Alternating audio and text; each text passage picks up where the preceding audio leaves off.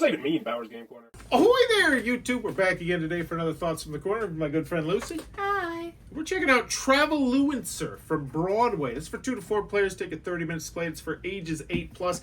And this is a new trick-taking game from Broadway, who I really enjoy their small box games.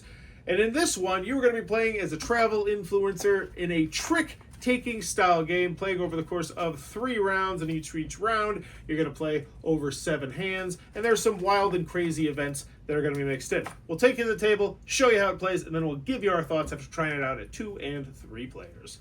First thing I want to mention is that I'm going to be teaching you primarily the 3 and 4 player versions of the game now, and then I'll explain what's different about the 2-player version at the end, but you're going to want to sit through everything. It's not a huge change. Next, what you're going to do is you're going to take this deck of postcard cards right here and get out all the cards that you don't need. So if you're playing a 2-player game, you're going to get rid of all the cards with 3 and 4 dots on it. If you're playing a 3-player game, you'll get rid of all the cards with 4 dots. If you're playing a 4-player game, you're just going to grab all these cards. Once you've removed the cards you don't need, you're going to mix in these 4 stamp cards right here. Shuffle them all up nice and good. And then you're going to deal out 7 cards to the center of this board, which you're going to set out right in the middle. Now you're going to take this stack and you're going to deal out 14 cards to each player. If there's any extra cards, set those off to the side. You won't need them this round. Last but not least, you're going to give each player one of these souvenir cards right here, which will have a 00 on it. These will not be used in 2-player games. Place the heart tokens in the center where everyone can reach them. Next, you're going to decide if you want to use the Unexpected Events deck. How this works is 3 times throughout the round, some random crazy zaniness will happen that everyone will have to deal with. Now, they recommend not using this in your first playthrough. I personally, if you're familiar with a lot of trick-taking games, recommend not using it in your first round, but then mixing them in your second and third round. And it's really quite simple. You just shuffle up the deck, and you put 3 cards right there in the center face down.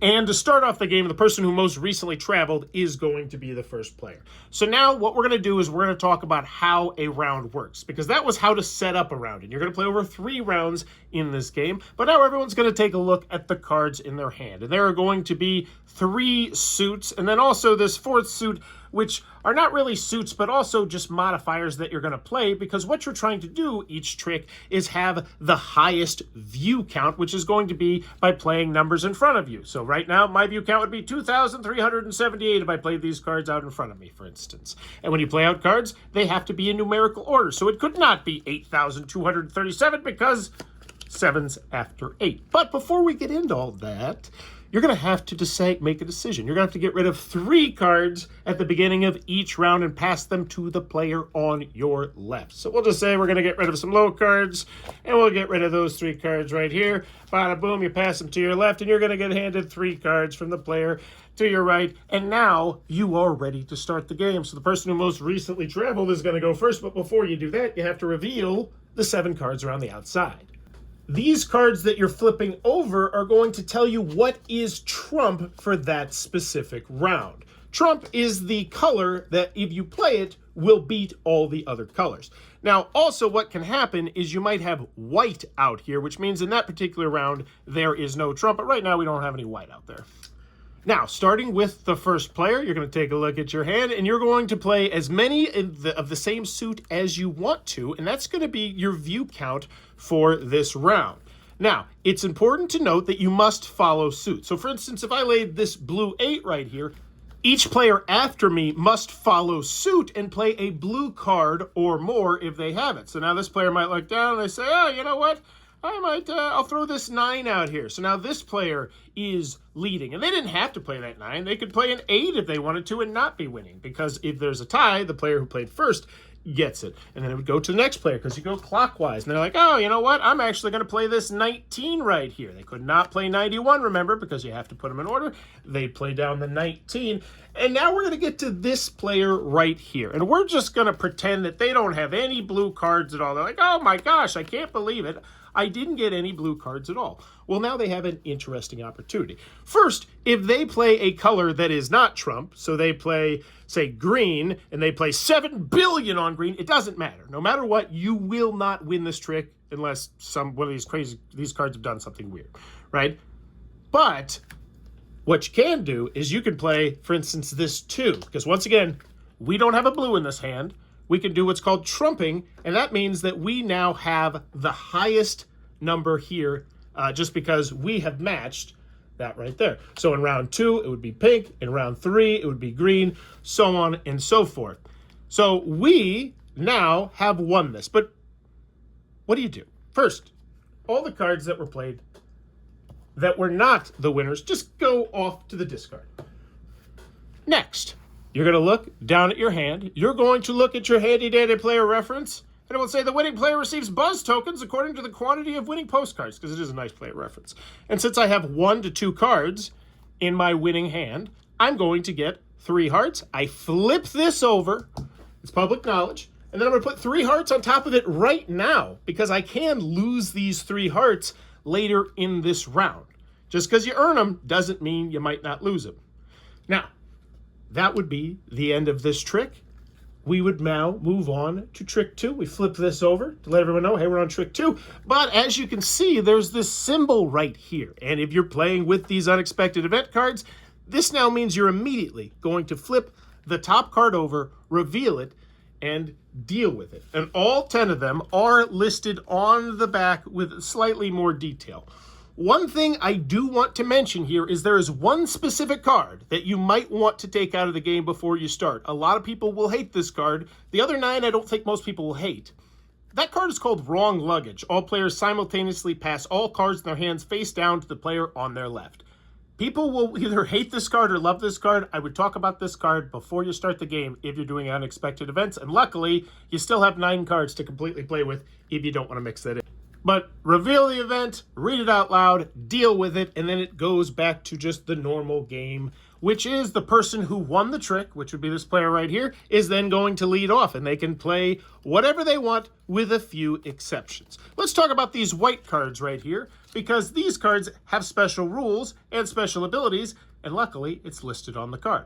So this 0, you can play except the last player. So let's just say this player right here in the bottom right corner was going first. This would be the second player. This would be the third player. And then this 4th player over here, since they're the last player, could not play that card because they are the last player. Same with the souvenir, starting player only. That means only the person leading the trick can play this. This is extra important because cards in your hand at the end of the round are going to lose your hearts. So those are very strategic cards when and how you decide to play them. Also, since they are 0s, how they work is they don't go at the front. They always go at the back. No matter what you play, they always go at the back. But let's walk through this round. So it's a 4, and they're like, all right, I'm going to actually lead off with that color, and I'm just going to go strong and go 112,000. That'd be perfectly legal. And once again, they did not have to play pink. They could have played whatever color they want. This player now looks over here. If they have a pink, they have to follow suit. And they're like, yeah, I will just get rid of my 2. This player would probably do roughly the same thing. As would the 4th player, most likely. I just didn't do it in this example, but they would probably not want to blow through 5 cards this early in a round. Also, I know that's 11,200. And then this player would win. They'd flip it over. And now, since they have 5+ cards, they're going to get 5 hearts on top of it. However, spending 5 cards is a dangerous game because now I need to talk about 2 of the biggest rules in the game, which is that at the end of these 7 rounds, if you have any cards remaining in your hand, you're going to lose a heart for every card in your hand. And if you happen to blow through your cards really fast, let's say, you blow through your cards and you get to this point, you only got a couple cards, and you blow through all your cards in round 6, and it gets to round 7, and you don't have any cards. You're like, oh, hey, I don't have any cards. Well, that stinks. Good for you guys. Well, it's also bad for you, because every round that you can't play a card, you're going to lose 2 hearts per turn that you have out here. If you don't have any buzz tokens, there is no penalty that, wow, this round has really sucked for you. And you don't lose previously earned buzz tokens. So it's not like, change that 11 to a 9 because you lost 2. It is just the physical buzz tokens that you have out. Eventually, though, you will complete your 7th trick, at which point this round will be over. You're going to take a look at how many tricks you won this round and how many hearts you won this round, and you're going to mark it down here. The amount of tricks you won is only used in the case of tiebreakers at the end of the game. Once you've marked that down, you're going to collect everything. People are going to put their buzz tokens back in the pile. You're going to shuffle up. You're going to deal. You're going to set out new event cards, new cards around the outside. And the player to the left of the one with the fewest accumulated buzz tokens becomes the new starting player. So essentially, the person with the fewest overall hearts is going to go last on the first trick of that round. And if there's a tie for fewest buzz tokens, randomly select one of the tied players. And then round 2 plays exactly like round 1, as does round 3. Once you get past round 3, the player with the most heart tokens combined is going to be the winner. But now let's talk about what's different with the 2-player variant, because it's not a huge change. So first, when shuffling things up, you're going to take 2 of these white stamp cards and just place them in the center right here. You're going to shuffle up the remainder of the cards you have, which will have 2 stamp cards in here, and then you're going to remove 6 cards from the game. These will come back next round, but for right now, they're gone. Next, you're going to take 5 more cards from the stack, and then you're going to mix them with these 2 stamp cards you set aside, and these are going to be the 7 cards you place in the center, meaning there will always be at least 2 stamp cards in the center in a 2-player game. The events work just fine in a 2-player game, so decide if you want to use those, and then you're going to shuffle out and deal 15 cards to each player. Now that each player has 15 cards, you're going to randomly put 5 of those cards face up in front of you. These cards, for all intents and purposes, are still in your hand. However, they are public knowledge for the other player. Next, you're going to do, as per normal, 3 cards to the player on your left. Now, I don't actually know how it works if you take cards from here and pass them over to there. I assume that if you take cards from here and pass them over to there, then the cards they give back to you go to your hand. It's not covered in the rule booklet. You're going to have to house rule that one right now. But once you pass those cards, you're going to reveal the 7 cards in the center, and you are going to start the game. Now, the main difference in the 2-player game is that, let's just show you. This person's going to lead off with, I don't know, a 23 over here. And when you play a card out, you can use cards from your hand, or you can use cards from in front of you. You can use cards exclusively from one or the other, or mix and match. However, you cannot use your opponent's cards. And now this player is going to say, well, haha, I'm going to pass your 23 with this. I actually don't have the cards to do it. With this 79 right here, which would normally mean this player has won the trick. However, in the 2-player version of the game, this player now has the opportunity, since they've been beaten, to modify their post and add as many cards to their number as they would like while still following the normal rules. And you have to still put them in the correct order and say, all right, well, we're going to make it 2,345. Then it would go back to this player, and then they have to make the decision of whether or not they're once again going to come over the top. Once that second player has either came over the top or decided not to, then, and by the way, they could also just go to 789 or a different number that's actually lower than this number if they just want to shed some cards. But either way, that is when this trick is going to be over. But it doesn't go back and forth. Each player is only going to get the opportunity to modify their post 1 time per trick. And only if the second player was actually winning the trick. If the first player leads off and they win, then they just win. The other difference is the can't play a card rule, where you lose 2 hearts per turn if you can't play, is completely gone in a 2-player version. You can ignore that. Those tricks still happen, by the way. Your opponent just kicks your face in. And if they happen to use all their cards and you get to a trick where no one has cards, you just skip that trick and end the round. But that's how you're going to play Traveluencer. Alrighty then, Traveluencer from Broadway. What are our final thoughts? Let's go over the pros. Let's go over the cons. Haven't tried it 4 players, but at 2, at 3. I'll start on the con side. Because I like to do that because I think overall we both like this game for the most part. Oh yeah, no, it's a good trick-taking game. The rules need some clarification. It just feels like there's that English to not English where it's like a round versus a turn versus a hand, and it's like it gets a little confusing. Like I was Googling like what does oneselves mean? Yeah. It's like there was like some questions where it's like that's just a weird word and I think that's what it means, and it's not by any means a deal breaker, as one major con will be for a lot of people. But it is just, it's there, and it's just a little extra layer that you hope is not there. Well, let's talk about the big elephant in the room. You want to talk about that? Oh, yeah. There's also, there's a little bit of a randomness. Like, you could play without it, But there's a bit of randomness where it's like, oh, you have event cards. Like every like 2 or 3 hands, something pops up that's random. And most of the time, Sometimes small. it's like discarding a card from your hand. It's like, oh, I counted my cards. Oops. And that's not too bad. Or like, oh, you get to trade a card with the player to like your left or right. That's not bad. Minor.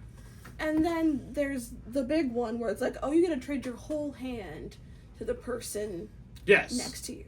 And to clarify, there are 10 of these cards grand total. Yes. And you'll be using 3 each round. Now, I think you're supposed to reshuffle them up every single round, but let's be quite honest, you're probably not doing that. You're just going to be like, we're going to see 9. Yeah. And that card, it came up in both of our games, and it's just devastating. It is, well, for some people, it's just... No, it worked negatively really badly both times. It's so impactful. Because, like, for the first time it happened, I got the best out of it. Like, you got slightly screwed. Our other friend got majorly screwed. Yeah, because I had very few cards in my hand. Yeah, and I had, like, a really bad hand in the first place. So it's like, you just got a whole pile of hand, and, like, your whole plan gets out of whack. And there's a good amount of forward planning in this game, because I think we can go on to the pros pretty well. Like, there's a lot of thinking about when you play cards, because you get penalized for if you don't play all your cards, or if you do play them too early, or... And you also get a big major penalty for that. Big. But there's also just, like, things are like, okay, like, because this game, like, Trump changes each round. It can change each round. So it's like, okay, like, after, like, round 5, all my pink cards are going to be worthless. I need to dump them somehow, or make them useful somehow. And then, but you might trade a hand, and then all you have now is pink cards in round 6. And it's like, cool. So here's my question. Because I feel like we kind of immediately wrote it off. But do you actually like that card that does that crazy, like, you just mass market switch your hand? Because I do. I honestly like the card in the game, but I think you need to know it's in there. Yeah, you definitely need to know it's in there. And if this game allowed a larger player count, I probably wouldn't care that much. But with it only being 2 to 4 players, it's very tight. You start, like, you don't count cards unless, like, you're a maniac. You totally can, though. Like, you can, or you can start just, like, judging, because, like, that's what I kind of do, and I think that's what one of our other friends does. They're like, okay, I know I have the majority of pink cards, they don't, I can screw them in the next round, or, like, those last 3 rounds are mine. But it's one of those things where it's, like, it's so close, and it's so tight. Every score, like, when... Every little point matters. Yes, which I think is a compliment to it. And I think... Yes. I think at the end of the day, the easiest thing to say is, if you like trick-taking games, and if you have a collection of trick-taking games, I think this is an easy recommendation because it doesn't feel like another one. Yeah, no, it's enough forward thinking, and again, like, I'm not the best at trick-taking games. They'll tell you, especially cooperative ones. I'm not good at the crew. But no, but this one's nice, and, like, again, like, it's one of those things where, like, you can still plan ahead. It's all the fun things about trick-taking games. But yeah, again, like, that card would be okay in, like, if this was a bigger game, but I think just it's too small for that card. And you can easily take it out, and I think that is honestly, that is the big recommendation here. Just take that out and have the other 9 and be like, yeah, we're going to go through all 9, or whatever you want to do. But people will hate. You will have people who be like, that ruins this game for me, especially with how tight it is. So knowing that. On the other cons, I would like more randomness cards. I think that would be fun. I think the event cards is also, like, too small of a pile. Yes. Now here's the question. We have played it 2. We've played it 3. Which did you prefer, and did either of them not feel good? Honestly, both were pretty fun, because there's a little bit of a different mode. The 3 to 4 player one is a typical one, where it's like, you get it's a battle royale, you have all your cards hidden between each other, you get, like, some special cards where it's just like, hey, if you're a first player, Wait, how's it a battle royale? Well, I guess it is still battle royale without, essentially it's all of you, it's okay. Yeah, it's competitive. Okay. Sorry, I was like, am I okay. And it's sort of like, you also need to, like, judge, like, who do you want to win? Because there's cards, for example, you don't need to be, like don't play last. Oh, yeah. Or you can only play if you're starting player, or only play if you're, like, not the last player. Because the points are public information, so you can see who's doing well and who's not doing well. And or it's just like, hey, I'm second, like, I'm going to lose this hand. I just need to make sure that the person that might be next to me doesn't win it. Yeah, there's so much little layers to this that I think people are really going to enjoy. Just how many cards does someone have in their hand? And, and then there's like the other mode, which is 2-player mode, is also like a different thing, where it's like, okay, you have a lot of cards in your hand, but also you have essentially 5 cards that are open knowledge to your opponent. So it's like, oh, hey, my opponent has a lot of high-numbered green cards.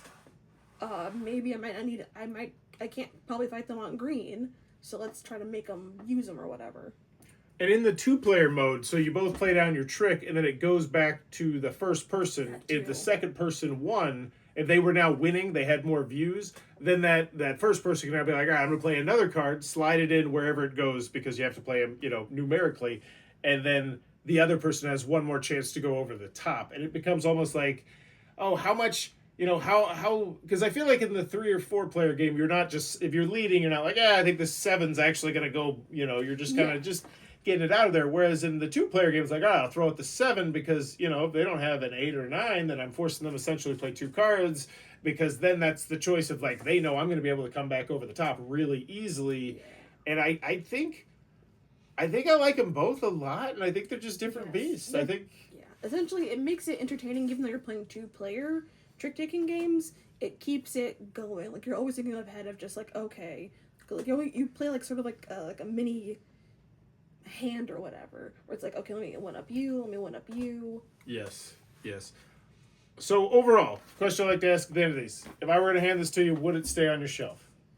You know what? I think it could. Ooh, for me, 100%. And that's, I have a lot of games, so it doesn't say as much, but just it does scratch an itch. If you're one of those people who likes to have a lot of different trick-taking games, this one has that extra little quirk. Oh, yeah. Feels different enough. A lot of different little strategy, and hopefully one that sees an expansion in the future with some tightened-up rules and some more cards, maybe. That'd be cool. Oh, yeah. So, here's the question. Good, great, fantastic. Where are you putting it in that echelon? Because I don't think you dislike it necessarily. Yeah, no, I don't dislike it. Like, this is a great game. Yeah. I would also go there. I really, the more I enjoy it, I feel like there's just like tiny little elements of strategy in everything, and it's a lot to think about. It's like, and again, like even like our negatives, I won't say they're not nitpicks. Like maybe the rule book at most, there's like major things that did like affect a total game, like that one card you're talking about. Yeah. And that one to specify what is a round. What is a turn? It's a massive difference in the card. It's just like, because for example, like you'll have things like, okay, at the end of this round, whoever gained the most points this round, but only one person can earn points, so it's like, there's something weird there. Yeah. It's not terrible, but it's one of those ones where you're like, I think we're doing it the right way, and you get too many of those, it's kind of annoying. Yeah. But, Traveluencer, you like trick takers, go check this one out. If you're enjoying the content, please be sure to click on that subscribe button down below. And oh my gosh, if you need some Kickstarter support, I need to mention that this episode was sponsored by OneEuro.com, who does amazing Kickstarter services. You should check them out for real. They're fantastic. And in the comments below, let me know, if you were a travel influencer, where would be the spot you think you would most hate the most, and why? What spot would you go to be like, this, I hate it. I hate everything about it. I think I would hate Australia, and I think I would want to love Australia because I'm like an outdoorsman, but I seriously feel like... The moment you see a giant spider. There's a snail that literally they're like, just don't touch... learn what this looks like, because if you touch it, there's no antidote and you die. And it's like, you know what? I love the beach. And I don't know. Yeah, So, Australia. Sorry. I love you, but I'd kill myself. Yeah. Those emus, man. Where would I go? I mean... really just anywhere kind of like it's probably gonna be beautiful, but like anywhere that's like cold, like Russia. The cities are probably beautiful. Oh, Russia! I've always wanted to go to... Oh, you hate it. Yeah, I would hate Russia. But it's so cold, and I don't know if I could handle that. Yeah. There's also like the possible like oppression. Sure, they're not like, are you American? Like, you from America? You seem pretty American. They want my tourist money. They do. Do they? Is there a lot of tourism to Russia? Yeah, I mean, it's a beautiful historic site. I mean, I want to go to Russia. I absolutely do. Like, Yeah, I'd love to go during, like, maybe, like, for, like, a week, and then get out before it gets cold. Is there a warm period Like in Russia? you got like spring and it's like. Do they? I don't know. I just always imagine it's cold all the time. I mean, like when I say warm, it's like above like below 40. I wonder what the biggest board game convention in Russia is. I wonder. Let me know in the comments below where you would like to go but secretly hate it. And if you happen to know the thing about the Russian board game convention, let me know, because I'm fascinated. As always, thanks for your time, YouTube. See yas. This video is brought to you by all of my amazing Patreon supporters, and I would love it if you would join their ranks and have your name immortalized in the end of many of my videos for the end of time. But consider for only $1 a month, and as always, thanks for stopping by.